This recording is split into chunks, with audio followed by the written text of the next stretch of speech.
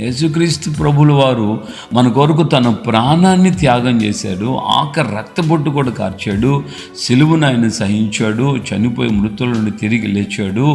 అంత గొప్ప దేవుని యొక్క త్యాగానికి మనం ఎలా రియాక్ట్ అవుతున్నాం, ఆయన కోసం మనం ఎలా ప్రాణం ఇవ్వగలుగుతున్నాం, ఆయన కోసం మనం ఎలాగా ముందుకు కొనసాగించబడుతున్నాం. దేవుని బిడ్డలారా గమనించాలి. సాతాను ఈ మార్గాల్లో ఉన్నటువంటి మన జీవితాల్ని అనేక విధాలుగా శోధించి, పరీక్షించి, పరిశోధించి మనల్ని ఏ విధం చేతనైనా సరే వెనక్కి తీసుకొని, అంటే క్రీస్తు ప్రేమలో ఉండి, క్రీస్తునందలి దేవుని ప్రేమలో ఉండి మనల్ని వెనక్కి లాగడానికి శత ప్రయత్నాలు చేస్తాడు. యేసయ్య కూడా చెప్పాడు, ఏమన్నాడు? యోహాను సువార్త 16వ అధ్యాయంలో ఏమంటున్నాడంటే ఆఖరి వచనంలో, లోకంలో శ్రమ కలుగును, అయినను ధైర్యం తెచ్చుకొని నేను లోకమును జయించు అన్నాడు. హల్లెలూయా. ప్రియమైనటువంటి దేవుని బిడ్డలారా,